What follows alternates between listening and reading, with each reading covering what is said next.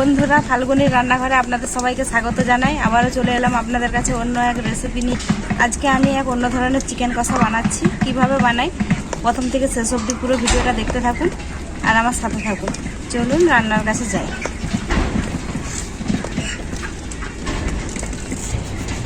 চিকেনের রেসিপিটা বানানোর জন্য এখানে আমি চিকেন নিয়ে নিয়েছি। চিকেনটাকে খুব ভালো করে এরপর ম্যারিনেট করে নেব।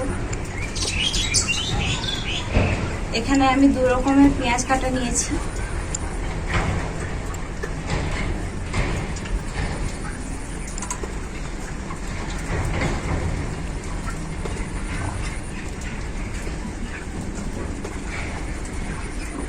আর এইভাবেও পেঁয়াজ কেটে নিয়েছি।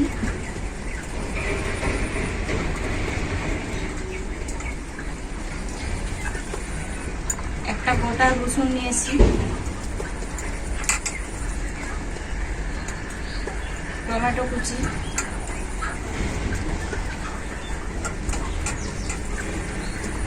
কাঁচা লঙ্কা। এখানে আমি নিয়েছি লঙ্কা গুঁড়ো, হলুদ গুঁড়ো, জিরে গুঁড়ো, ধনে গুঁড়ো,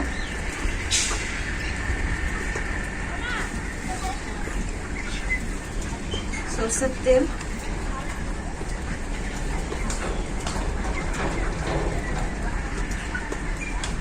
পরিমাণ মতো লবণ,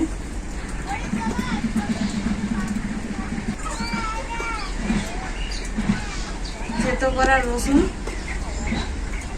থেতো করা আদা,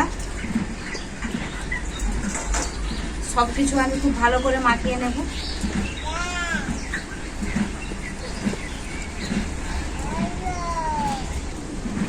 তো মাংসটা আমার খুব ভালো করে মাখানো হয়ে গেছে। এটা কিছুক্ষণ আমি ঢেকে রেখে দেব। মাংসটা আমি 15 মিনিটের মতো ঢাকা দিয়ে রেখেছিলাম। আপনারা হাতে যদি সময় থাকে তাহলে 30 মিনিটের মতো ঢাকা দিয়ে রাখবেন। এখন আমি রেসিপিটা বানানোর জন্য কড়াইটা উনুনে বসিয়ে দিচ্ছি। কড়াইটা আমার খুব ভালো করে গরম হয়ে গেছে। কড়াইতে সরষের তেল দিয়ে দেব।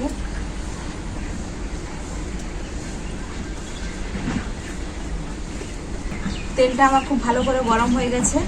এরপর তেলে আমি গোটা সাদা জিরে দিয়ে দেব।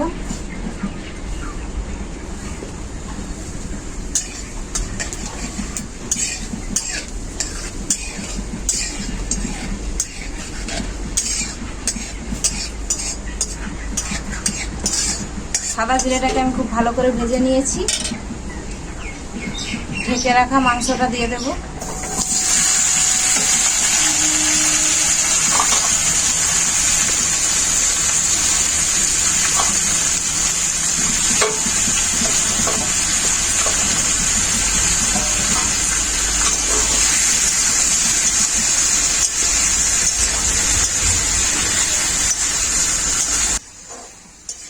মাংসটাকে আমি জল না দিয়ে খুব ভালো করে কষাতে থাকবো।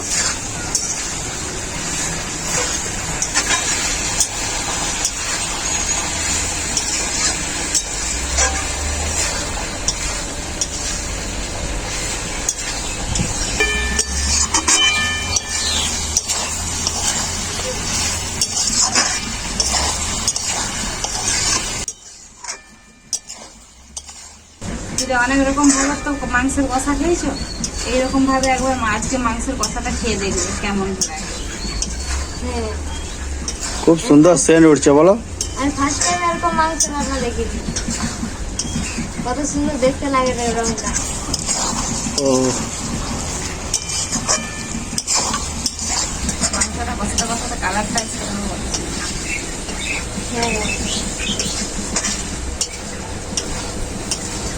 তা ভালো খেতে হবে না।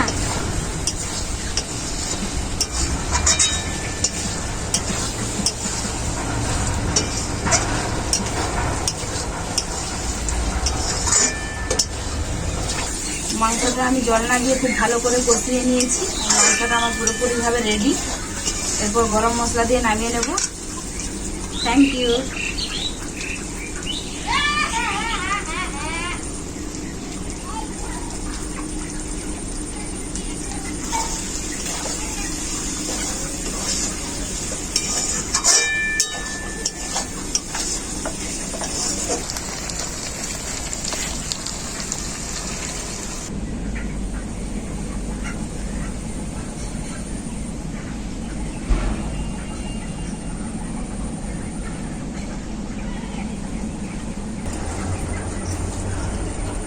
ইস, আমার পাতে রসুনটা পড়ছে, এটা দেখি একটু ভালো লাগে।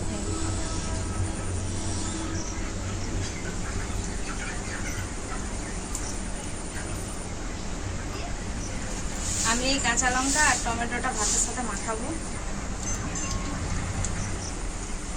আমি রসুনটা ভাতের সঙ্গে মাখাবো। রসুন ভাতের সাথে মাখিয়ে খেতে হেভি লাগে।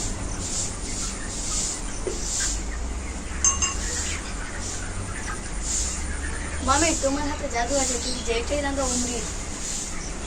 রান্না হেভি হয়েছে।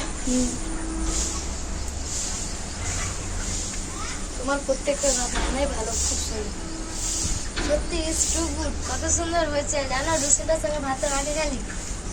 টমেটো আর পেঁয়াজ, কাঁচা লঙ্কা এতে।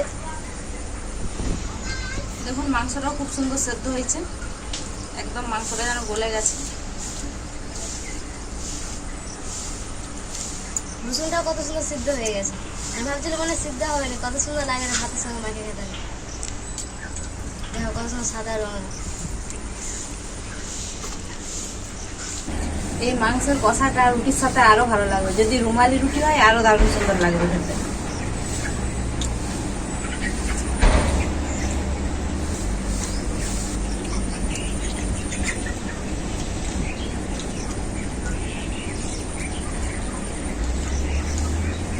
সত্যি যা স্বাদ হয়েছে,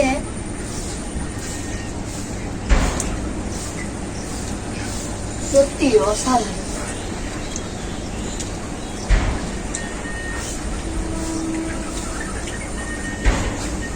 তো বন্ধুরা, রেসিপিটা তো দেখলেনই কেমন ভাবে বানিয়েছি। খুব সহজেই বাড়িতে বানিয়ে নিতে পারবেন, ভাত বা রুটির সাথে খেতে খুবই ভালো লাগবে। রেসিপিটা কেমন হয়েছে আপনারা কমেন্ট করে জানাবেন। ভিডিও ভালো লাগলে লাইক শেয়ার সাবস্ক্রাইব করে দেবেন। আপনারা ভালো থাকবেন, সুস্থ থাকবেন, নিজেদের খেয়াল রাখবেন। আবার দেখা হবে পরবর্তী ভিডিওতে নতুন কোনো রেসিপি নিয়ে।